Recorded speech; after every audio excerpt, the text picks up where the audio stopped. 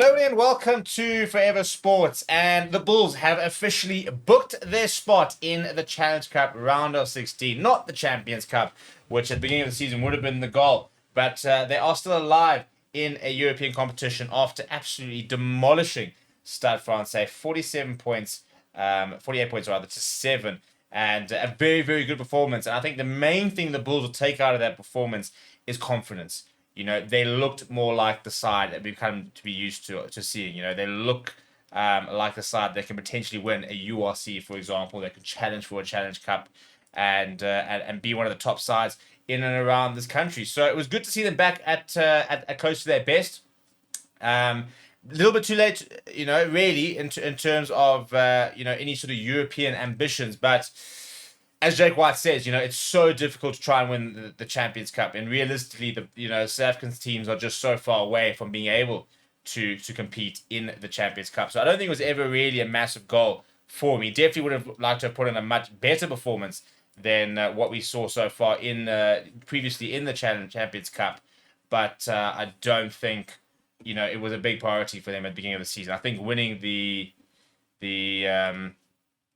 URC is Jake's big project, really. And why not, really, in terms of how unlikely it is to win the Champions Cup. Folks trying to get a trophy, and the URC is exactly that. Before we break the game down, please do smash a like on the video. Please do subscribe to the channel as well. It was an absolute tri-fest in that first half, with the Bulls just putting Stade Francais to the sword.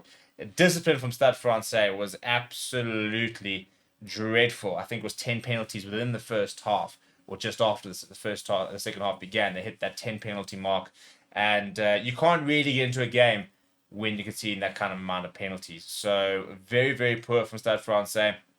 But Bulls had to be good, and a penalty try actually got things underway. The referee, deliberate knock on and an early yellow card to Louis Carpenter, which wasn't going to help Stade Francais' cause, and that was in the second minute. After that, Devin Williams went over for a gorgeous try, one of the contenders for try of the weekend, I reckon. And in the 12th minute, Hussen adding the extras. Mbose appear away to the threat, or lack of threat, really. And he just looked up and saw no defense in front of him. Took a quick tap, going straight through for his try. Hussen adding the extras. A little bit of hope crept into the game as Sekou Makalou, the captain of Stade Francais for today, went over with Carbonell adding the extras. 21 points to 7 game. Not really in the balance as such, but Stade Francais still with a chance of getting into something and keeping themselves in that fifth place spot. However, Ruben Vermaak went over, Albert Lowe went over. At half time, the Bulls sitting 36 points to 7 with one foot in the Challenge Cup round of 16. Second half, there were no points for Stade Francais.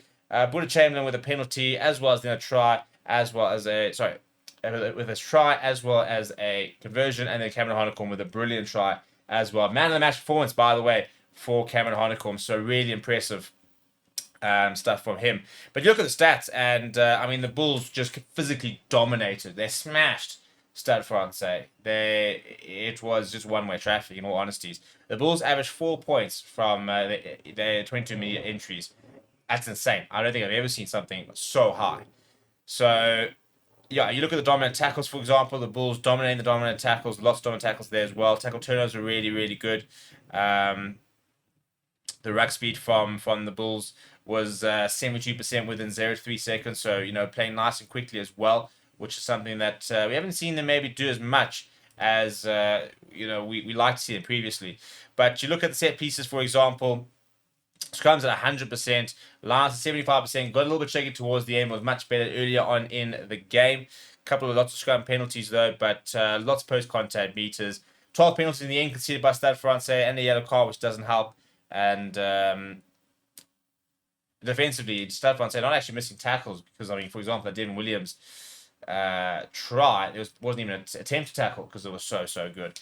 But Stade Francais just weren't at the races, really, and it kind of looked like a side that didn't really come to rock up. Albert Lowe topped the carries chart, as well as Joe Jonas, the South African fullback for Stade Francais, as well as Cameron Hanekom, all with 8, but Cameron Hanekom with 14 tackles, Marcel Coetzee with 11, Albert Lowe with 10. South African, the Bull sides all dominating the major stats there. Actually had less territory, but and less possession. But when they had it, they made it count, and I think that's always a good sign of a good side. So into the Challenge Cup round of 16, the question is it a competition they're going to focus on?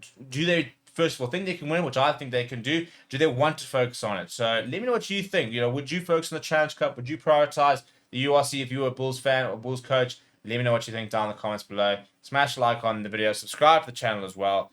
Thank you very much for watching. My name is Steve. I'll chat to you soon.